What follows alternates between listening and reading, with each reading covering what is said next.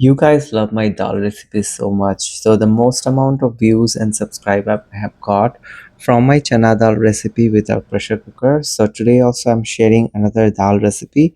This is one of my favorite. We call this Moong dal bhuna. So it's a Bengali recipe, but trust me, this can compete any kind of non-veg recipe as well. If you're a dal lover like me, you should definitely try this. This is simple recipe. So first I'm going to chop the tomatoes in large pieces. You might be thinking why I'm using a bread knife. Actually, to cut tomatoes or soft things, I used bread knife and it's really useful. So just because I used this already for chopping the tomatoes, I will also chop a large size onion into small pieces. I'm making 1.5 cup dhuli moong dal. Dhuli moong dal means washed moong dal. So this is very clean. You don't need to wash them, and we are going to dry roast them on medium to high heat. So make sure you keep stirring the dal, otherwise it will burn. So we will roast them until it has a very nice aroma, and also it changes the color to brown like this. And now we're going to take it out. So this is an additional step. Again, I told you these are clean, you don't need to wash, but I just want to stop the cooking process, so I just pour some cold water and let it soak. So at this point, the dal and the water, everything is very hot.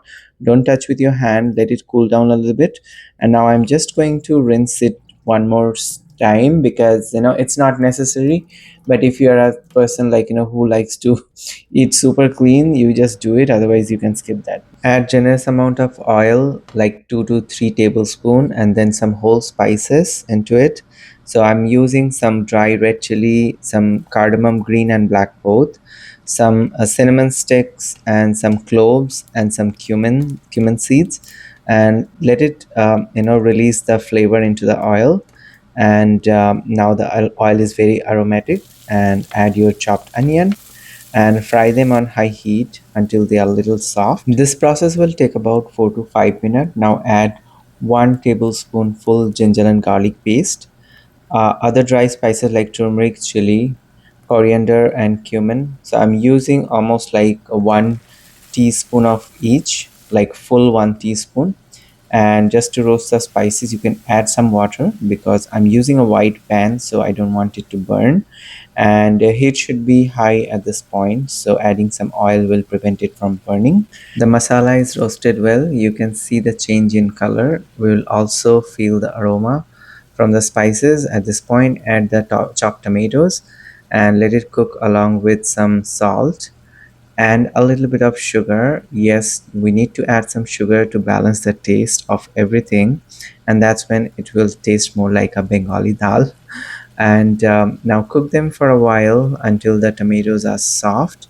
And you see, the masala is well roasted. That's why you can see the oil is kind of separated. At this point, add the moong dal. You see, I didn't leave any water, so that's why this is like nice and dry. And now roast them for about, I would say, 2 to 3 minutes, not much. At the same time, I put some water on boil. So for 1.5 cup dal, the ratio is to use 3 cup of water.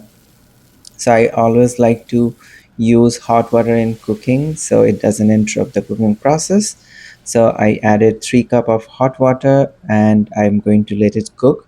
So you can see the excess water now, but after it is cooked, it's going to be soaked in the dal, and some we will leave, because when it cools down, it goes away completely. So after 20 minutes of wait, I just open the lid and I put the flame on medium, and look, our dal is cooked. So the amount of water you can see now, it will disappear when the dal will cool down.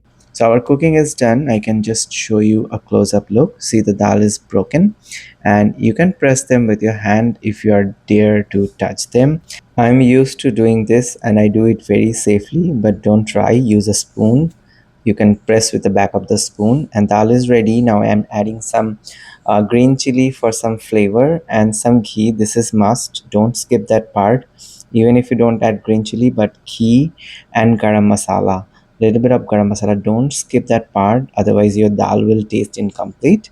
And a little bit of cilantro. This is again optional, but ghee and garam masala is must. Now turn off the stove, cover it the lid, and leave it for 5 to 10 minutes, and open it your kitchen will be filled with nice aroma.